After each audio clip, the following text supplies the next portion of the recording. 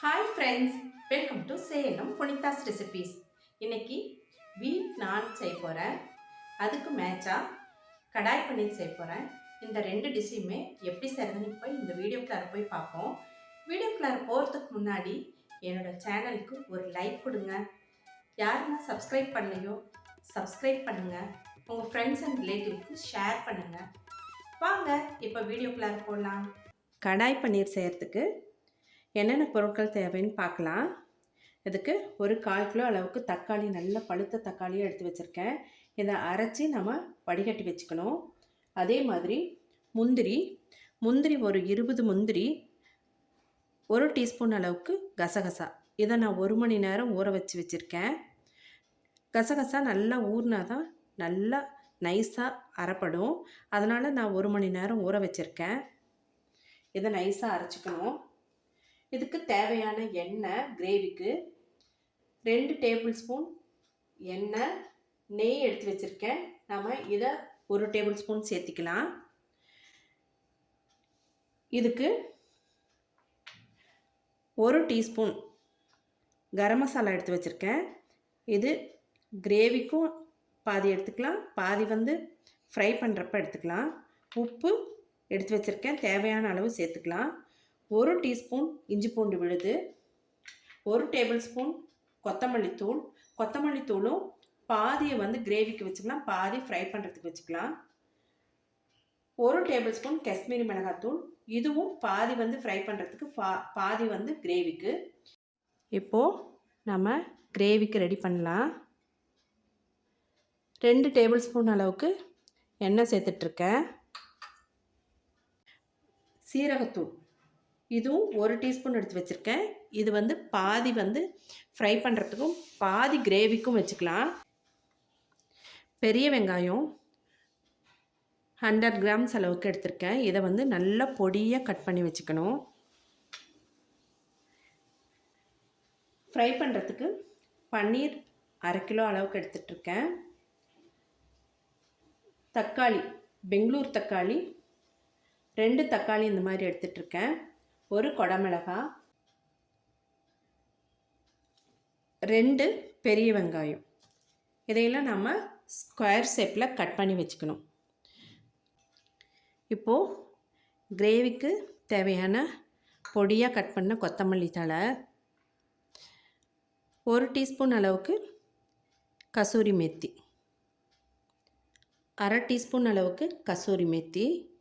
இப்போது தக்காளியை அரைச்சி வடிகட்டிக்கலாங்க. தக்காளியை அரைச்சிட்டு வந்துடலாம். இப்போ பாருங்கள், வடிகட்டிக்கலாம்.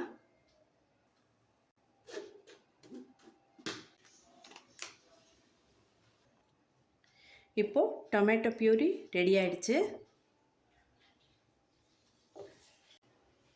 இப்போது முந்திரியை பேஸ்ட் பண்ணிக்கலாம்.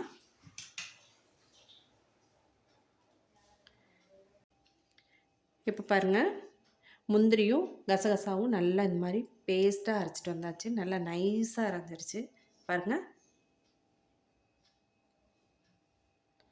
இந்த மாதிரி அரைச்சிக்கணும். இதுவும் ரெடி ஆகிடுச்சு. இதையும் ஒரு கப்பில் எடுத்து வச்சுக்கலாம். வெங்காயம் இந்த அளவுக்கு பொடியாக கட் பண்ண வெங்காயத்தை இதோடு சேர்த்து நல்லா ஃப்ரை பண்ணிக்கலாம்.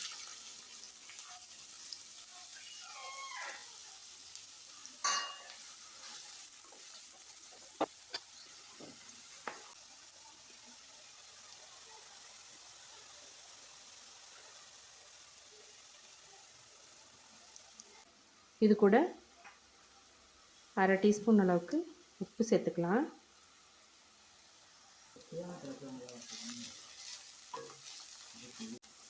இப்போது நல்லா வதங்கிருச்சு. இது கூட இஞ்சி பூண்டு விழுது சேர்த்துக்கலாம்.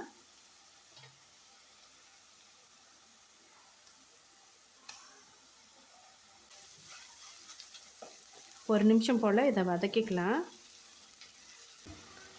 1 டீஸ்பூன் அளவுக்கு கரம் மசாலா சேர்த்துக்கலாம்.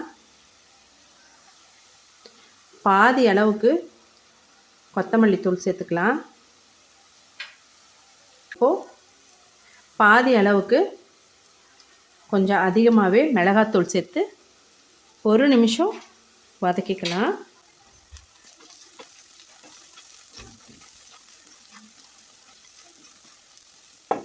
அரைச்சி வச்ச தக்காளி பியூரியை சேர்த்துக்கலாம்.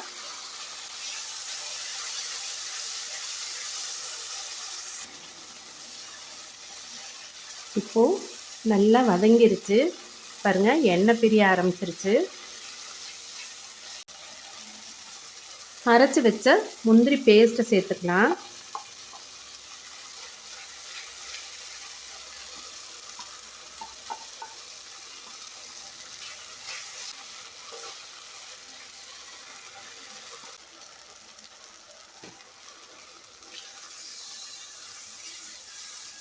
ஒரு கப் அளவுக்கு தண்ணி சேர்த்துட்ருக்கேன். இப்போது உப்பு காரம் டேஸ்ட் பார்த்துக்கலாம். கொஞ்சமாக உப்பும் கொஞ்சமாக காரமும் சேர்த்துனா போதும். நம்ம எடுத்து வச்சுருக்கிறோம் இல்லைங்களா, அதில் இருக்கிற மிளகாத்தூள் போட்டாவே போதுங்க. இந்த அளவுக்கு உப்பு.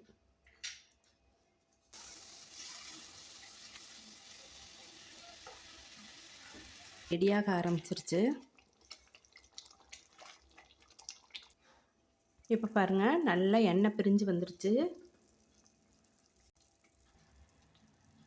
2 டேபிள் ஸ்பூன் அளவுக்கு நம்ம ஃப்ரெஷ் க்ரீம் ஆட் பண்ணிக்கலாம்.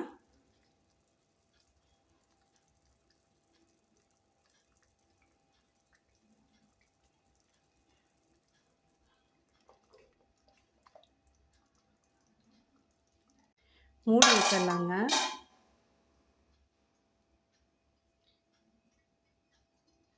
ஒரு 5 நிமிஷம் வேகட்டும். இந்த பர்னரில் வேகட்டும். நாம் இப்போது பன்னீரையும் வெங்காயம் குடமிளகாய் எல்லாத்தையும் நம்ம இப்போ ஃப்ரை பண்ணி அதோடு சேர்த்தணும். நம்ம அதை ஃப்ரை பண்ணிக்கலாம். இப்போ இரும்பு கடாயை நல்லா விளக்கி வச்சுட்டு நல்லா தண்ணியெலாம் தொடச்சிட்டு நல்லா ஆறுனதும் அதில் கொஞ்சம் ஆயிலை சேர்த்துட்டு நல்லா தடவி வச்சிடணும். அப்போ தான் துருப்பிடிக்காமல் இருக்கும். இது இரும்பு கடாய்க்கான டிப்ஸுங்க.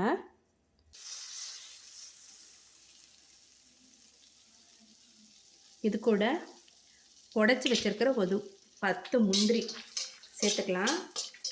முந்திரி சேர்த்துறது நமக்கு விருப்பம் இருந்தால் சேர்த்தலாம், இல்லைன்னா தேவையில்லை. பாருங்கள், நல்லா பொன்னிறமாக ஆயிடுச்சு. இப்போ இது கூட பொடியாக கட் பண்ண இஞ்சி 2 டீஸ்பூன் அளவுக்கு சேர்த்துக்கலாம்.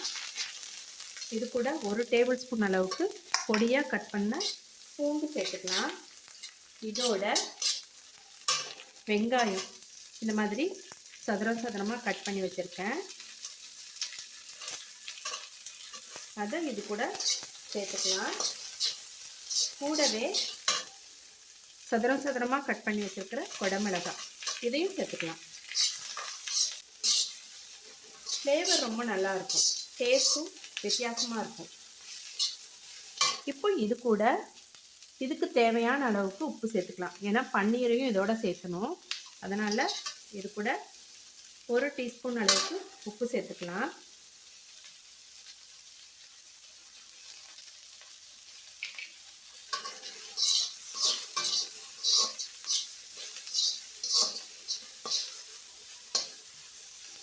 இப்போது இது கூடவே மிச்சம் இருக்கிற கரம் மசாலா,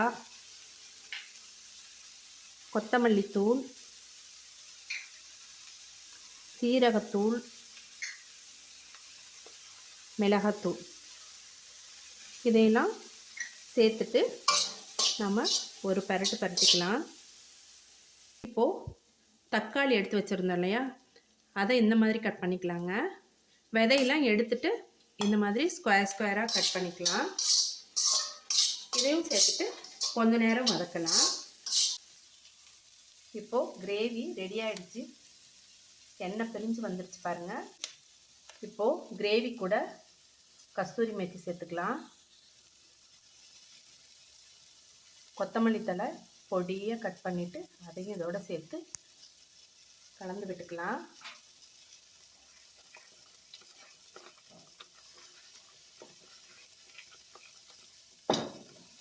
இந்த அளவுக்கு இருந்தாவே போதும். இதை செய்கிறப்ப நல்லா ஹை ஃப்ளேமில் வச்சு செய்யணும். நல்லா ஸ்மோக்கியாக வரும். அந்த ஃப்ளேவர் வந்து கிரேவியோட சூப்பராக இருக்குங்க. இது கூட நம்ம இந்த மாதிரி க்யூபாக கட் பண்ணி வச்சுருக்கிற பன்னீரை சேர்த்துக்கலாம். சேர்த்துட்டு நல்லா ஃப்ரை பண்ணிக்கலாம். இப்போது இது ரெடி ஆகிடுச்சுங்க. இது கூட கொத்தமல்லி தழை சேர்த்துக்கலாம்.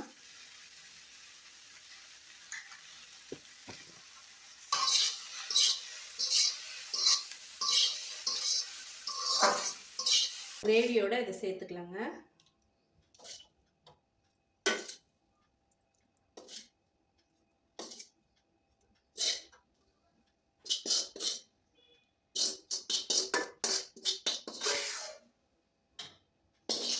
இந்த ஃப்ரை பண்ண பன்னீர் அப்படியே சாப்பிட்டுக்கலாம். ரொம்ப நல்லாயிருக்கும். டிக்கா மாதிரியே இருக்கும் டேஸ்ட்டு. பாருங்கள், இந்த மாதிரி எடுத்து வச்சுருக்கேன். குட்டி பையனுக்கு, பேரனுக்கு, அவனுக்கு ரொம்ப இஷ்டம் பன்னீர்னா. இந்த மாதிரி எடுத்து வச்சுருக்கேன். சூப்பராக இருக்குது. அவன் வந்ததும் சாப்பிடுவான். இப்போது நம்ம கலந்து விட்டுக்கலாம். கொத்தமல்லி தழை தூவிட்டு நம்ம இப்போது இறக்கிக்கலாம். சூப்பரான கடாய் பன்னீர் ரெடி ஆயிடுச்சு.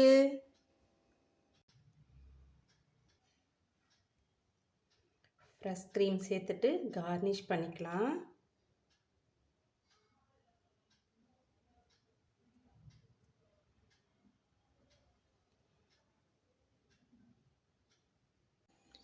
இப்போது பட்டர் நானுக்கு 3 கப் அளவுக்கு கோதுமை மாவு எடுத்துட்ருக்கேன். 1 டீஸ்பூன், 1.5 டீஸ்பூன் அளவுக்கு பேக்கிங் பவுடர் போட்டுக்கலாம். 1/2 டீஸ்பூன் அளவுக்கு பேக்கிங் சோடா சேர்த்துக்கலாம். 1 டீஸ்பூன் அளவுக்கு உப்பு சேர்த்துக்கலாம்.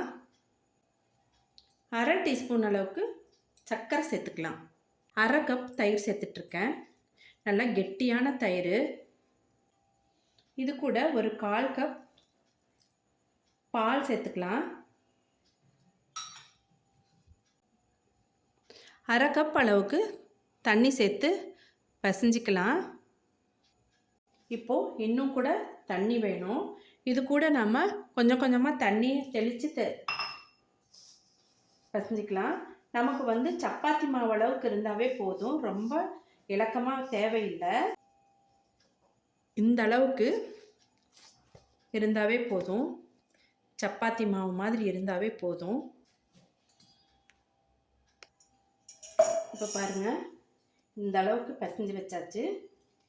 இது மேலே நம்ம கொஞ்சமாக எண்ணெய், காஞ்சிடக்கூடாது இல்லைங்களா, அதனால் கொஞ்சமாக எண்ணெய் தடவி மூடி வச்சிடலாம். இப்போது இப்படி மூடி வச்சிடலாம். 1 மணி நேரம் ஊறட்டும்.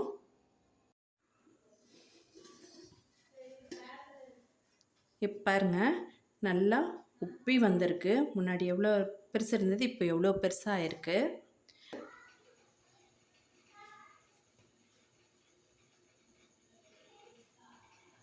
நம்ம இந்த அளவுக்கு எடுத்துட்டு உருண்டை பிடிச்சிக்கலாம். பாருங்கள், இந்த அளவுக்கு தேய்ச்சிக்கலாம். இப்போ நம்ம இதில்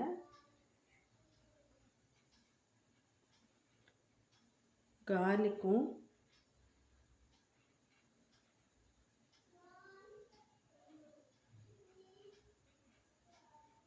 போட்டுக்கலாம்.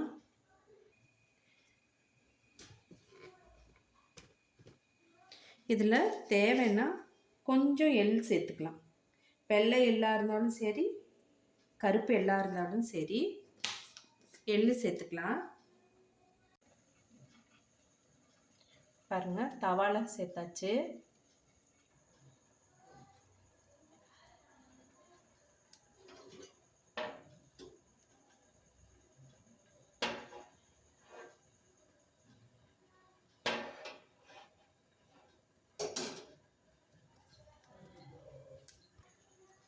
நான் அழகாக ரெடி ஆயிடுச்சு.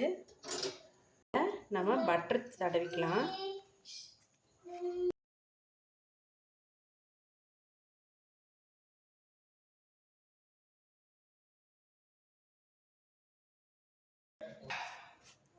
பட்டர் நல்லா அப்ளை பண்ணிக்கலாம்.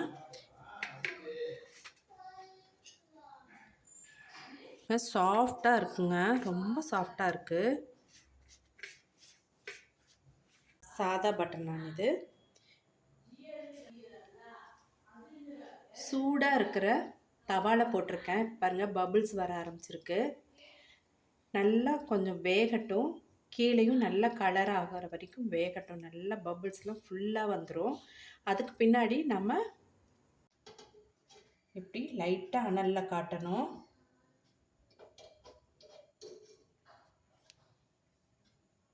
ஒரு 2 நிமிஷம் காட்டினாவே நமக்கு வந்து நல்லா வெந்துடும். ஏன்னா மாவு வந்து நமக்கு சாஃப்டாக இருக்குது, அதனால சீக்கிரமாக வெந்துடும்.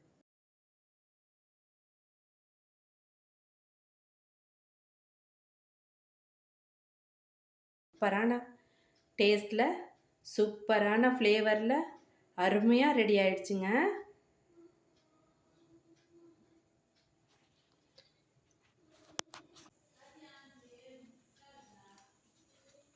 பாருங்கள் எவ்வளோ சாஃப்டாக இருக்குது. பாருங்கள், பிக்கிறதுக்கே சாஃப்டாக வருது. இப்போது நாம் சாப்பிட்டு பார்க்கலாம். பாருங்கள், நல்லா சாஃப்டாக வருது. இப்போது எப்படி இருக்குன்னு சாப்பிட்டு பார்ப்போம். ரொம்ப ரொம்ப அருமையாக இருக்குங்க. இது வந்து அவ்வளோ சாஃப்டாக இருக்குது, அவ்வளோ டேஸ்ட்டாக இருக்குது. அது கடாய் பன்னீரும் அவ்வளோ ருசியாக இருக்குங்க. நீங்களும் இதே மாதிரியே செஞ்சு பாருங்கள். நான் சொன்ன அளவுகளை யூஸ் பண்ணுங்கள். அதே மாதிரி நீங்கள் வீடியோவை ஸ்கிப் பண்ணாமல் பாருங்கள். அப்போ தான் வந்து அதில் இருக்கிற டிப்ஸ் எல்லாம் உங்களுக்கு யூஸ் ஆகும். நீங்கள் இதே மாதிரி செஞ்சு பார்த்துட்டு கமெண்ட் பாக்ஸில் எப்படி இருந்ததுன்னு எனக்கு கமெண்ட் பண்ணுங்கள். உங்களுக்கு பிடிச்சிருந்தா ஒரு லைக் கொடுங்க, சப்ஸ்கிரைப் பண்ணுங்கள். அதே மாதிரி உங்கள் ஃப்ரெண்ட்ஸ் அண்ட் ரிலேட்டிவ்ஸ்க்கு ஷேர் பண்ணுங்கள். இன்னொரு யூஸ்ஃபுல்லான வீடியோவில் மீட் பண்ணலாம். தேங்க்யூ ஃபார் வாட்சிங்.